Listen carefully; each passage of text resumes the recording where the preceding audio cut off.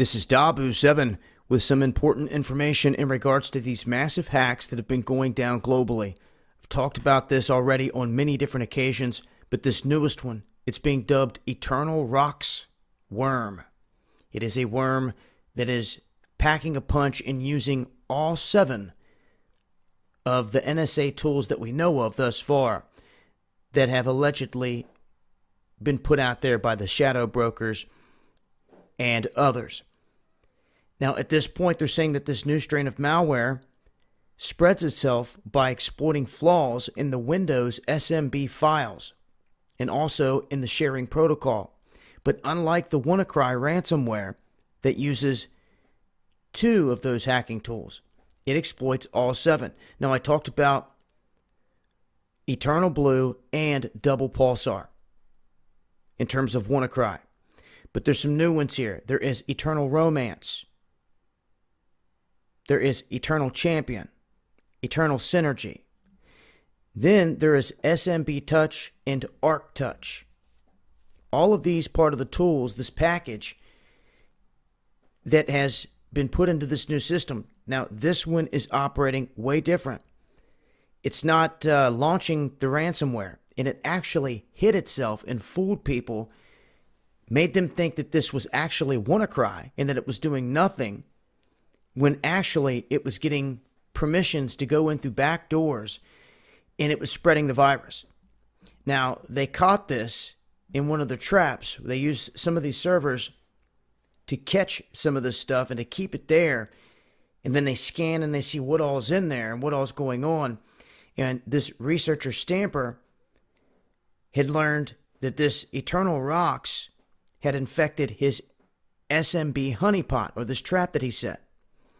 He says that these exploits include all the ones that I mentioned, and he is referring to this as a doomsday worm, this EternalRocks worm.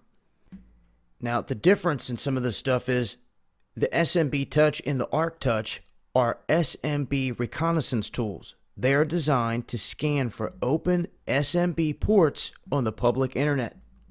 Whereas Eternal Blue, Eternal Champion, Eternal Synergy, and Eternal Romance are SMB exploits that are designed to compromise vulnerable Windows computers. Then we have Double Pulsar that is then used to spread this worm from one affected computer to other vulnerable machines across the same network. So as I stated before, they found that this thing was disguising itself as WannaCry.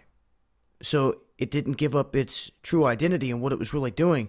They say that this takes place in a 2-stage process. In the first stage, EternalRocks downloads the Tor web browser on the affected computer, which is then used to connect to its command and control server that is located on the Tor network on the dark web.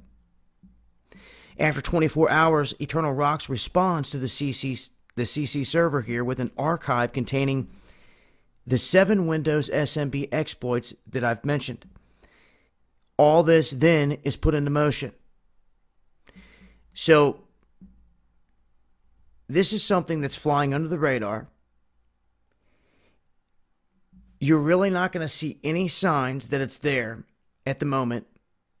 And it could have many different commands attached to it that could change over time and do different things. Now, my issue with this is they're still pushing this, that it came from the shadow brokers and all this, which I believe is just a front group for the alphabet gangs.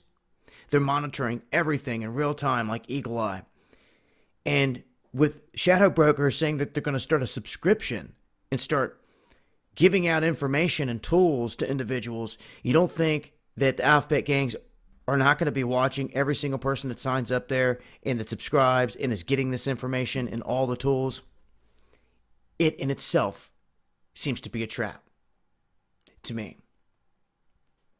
Knowing the roots of all of this and where it all comes from. And as I've said before, what better way to take any of the suspicion off of a person than by playing the victim and turning heads and have everyone looking for a culprit. Nonetheless, this is real deal.